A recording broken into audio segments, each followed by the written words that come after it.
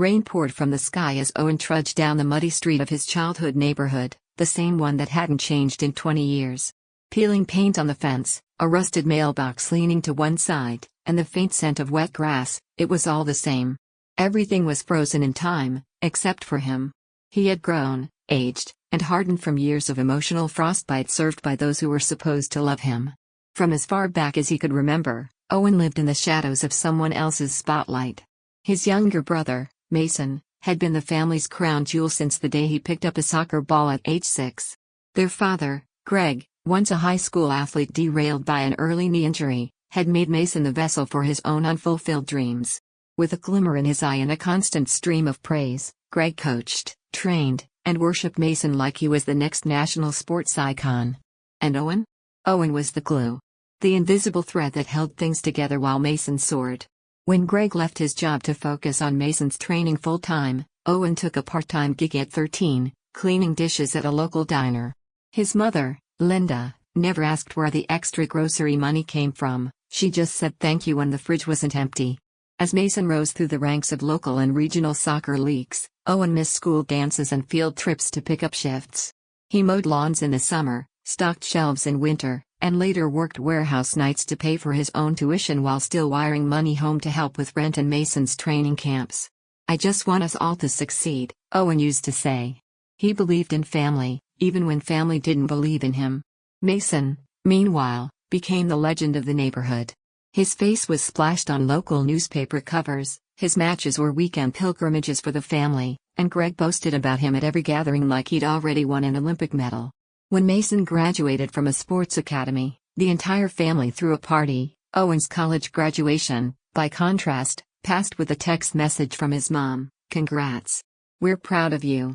Years passed. Owen built a life with his wife, Leah, and their 2 children, Ellie and Jonah.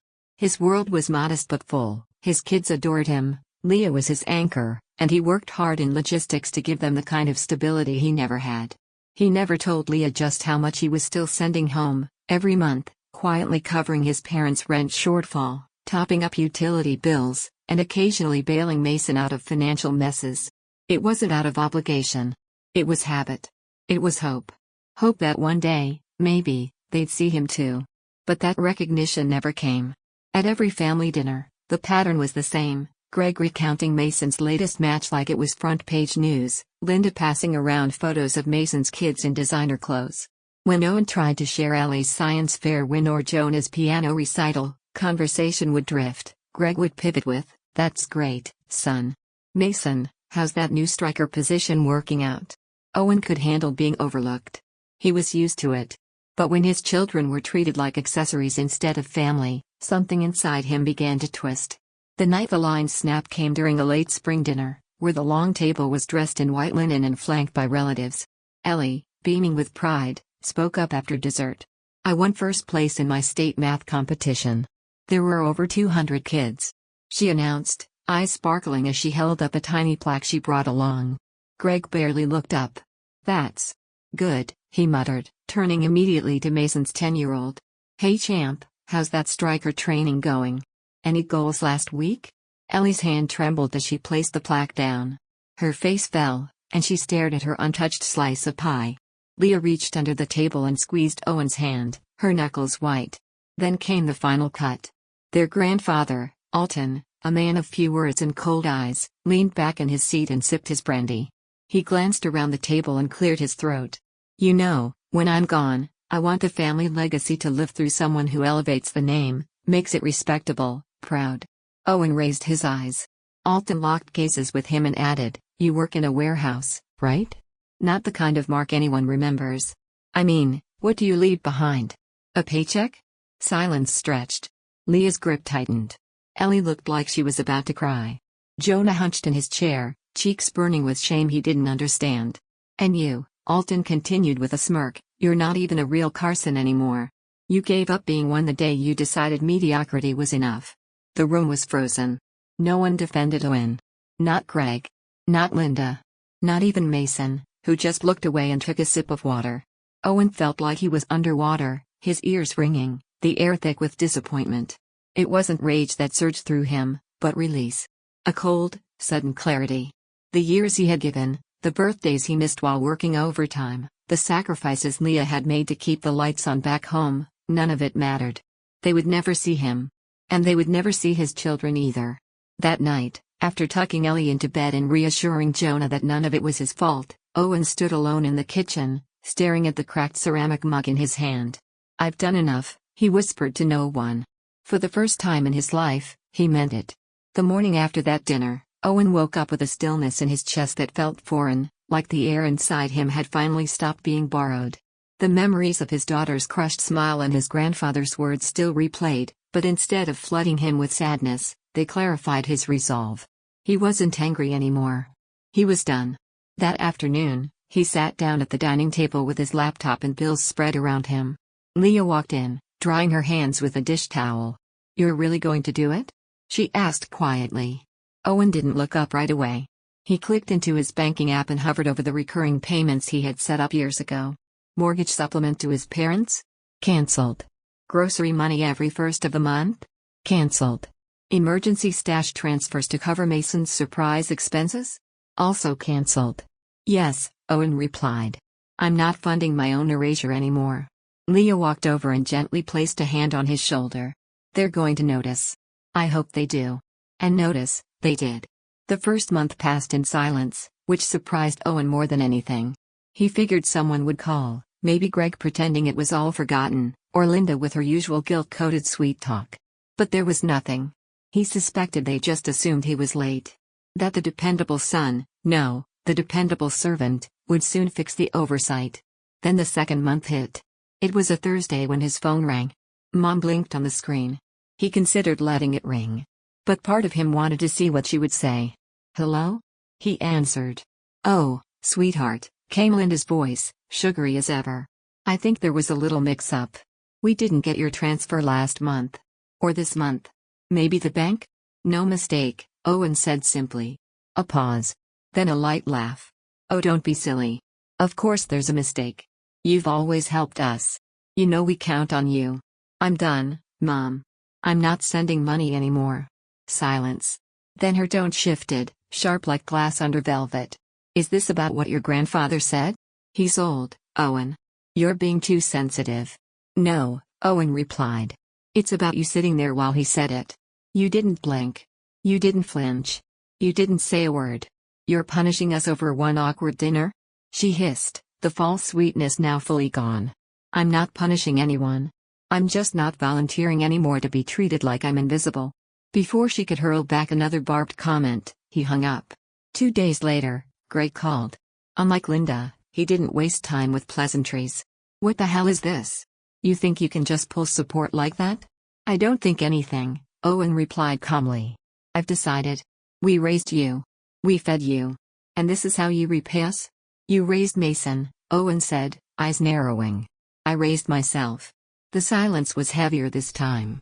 "You always were ungrateful," Greg finally snapped. "And you always played favorites," Owen replied, not with spite, but truth. "I used to think if I just worked harder, maybe you'd see me. But now I know, you never wanted to." He ended the call. And then, as if on cue, Mason's name popped up next. Owen almost chuckled.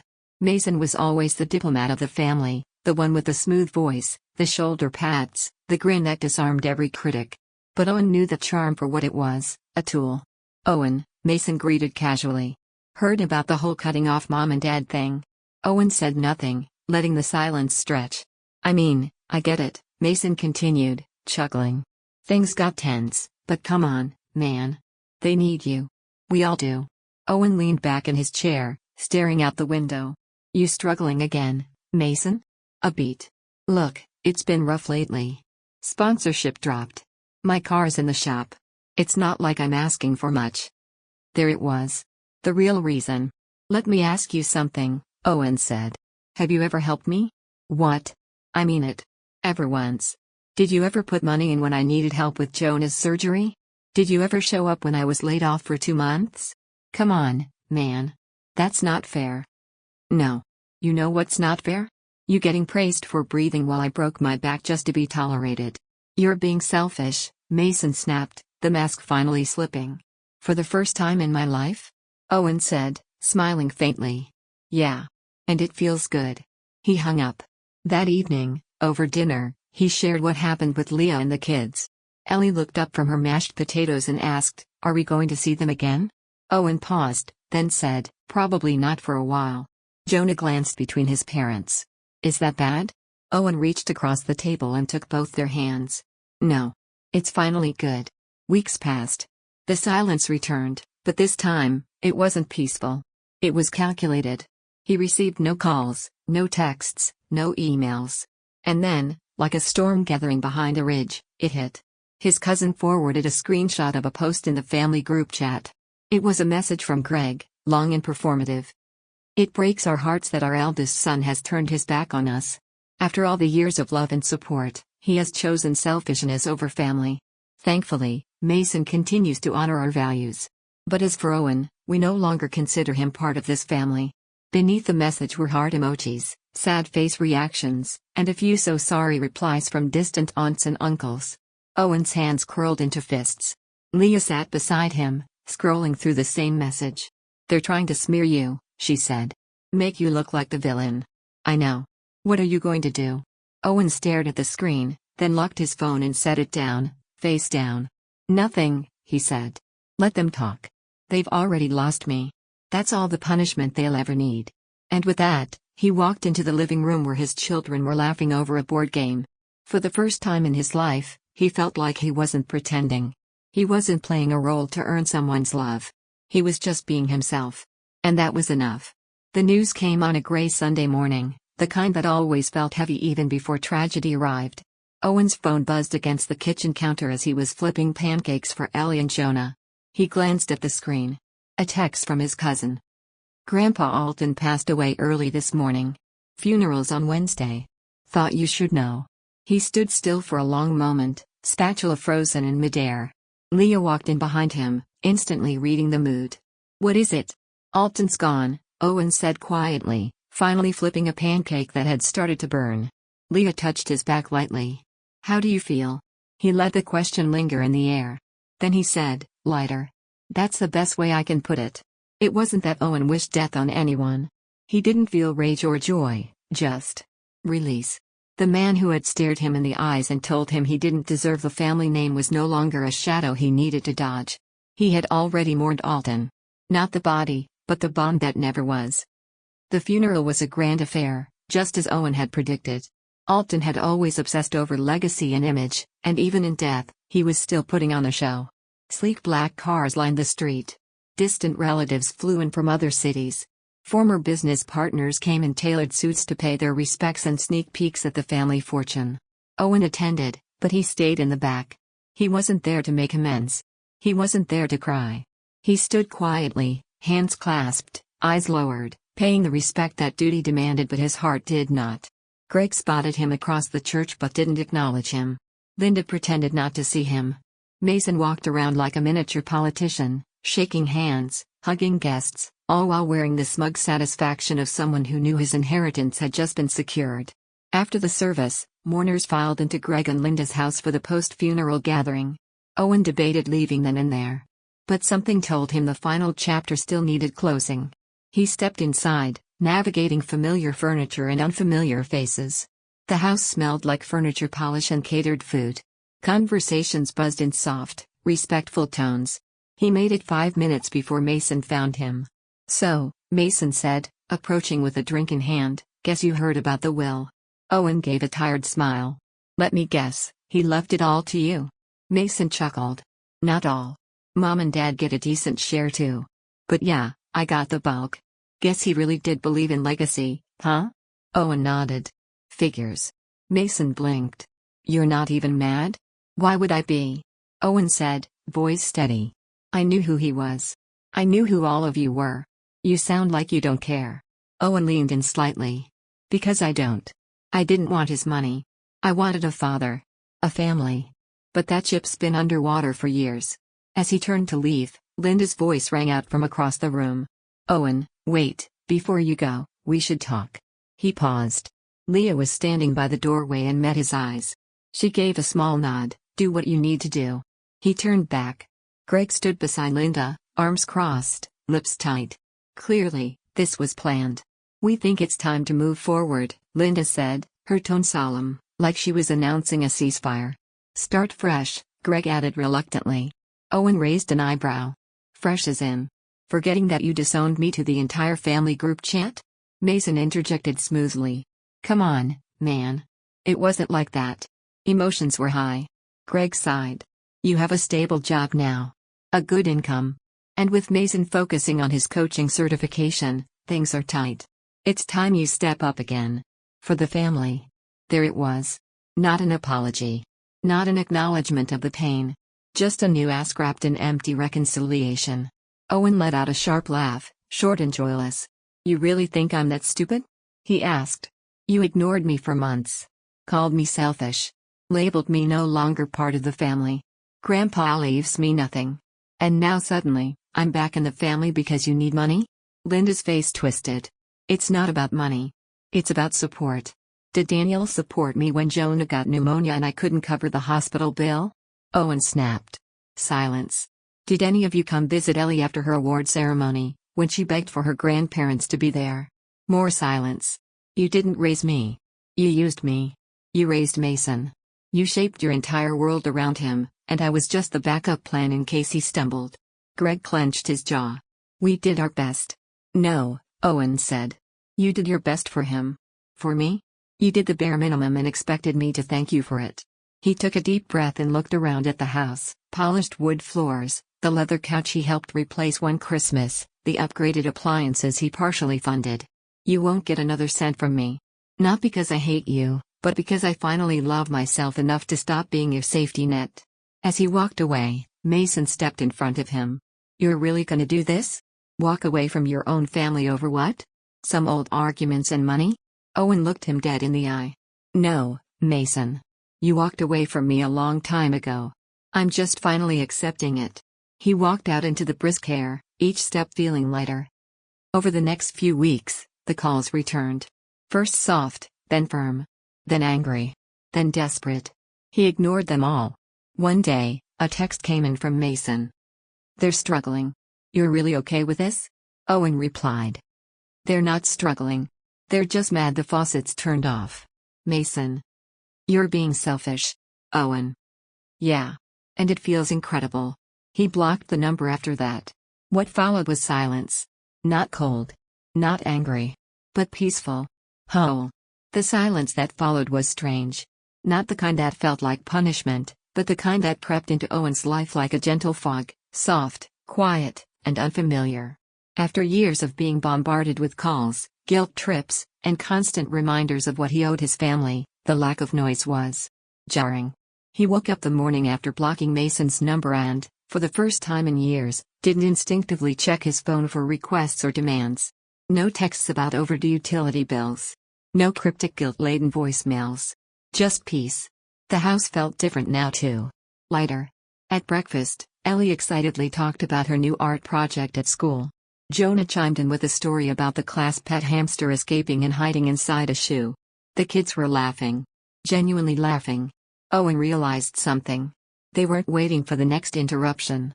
For so long, their home had been filled with an invisible tension, an undercurrent of uncertainty as if any moment, Dad would have to step out to deal with a family emergency that wasn't his responsibility. But now, the air was different. He was fully present. And so were they. Later that day, while walking through the park with Leah, hand in hand like they used to in their 20s, Owen said quietly, "Is it bad that I feel good?" Leah smiled and leaned her head against his shoulder. "No. It's not bad. It's overdue."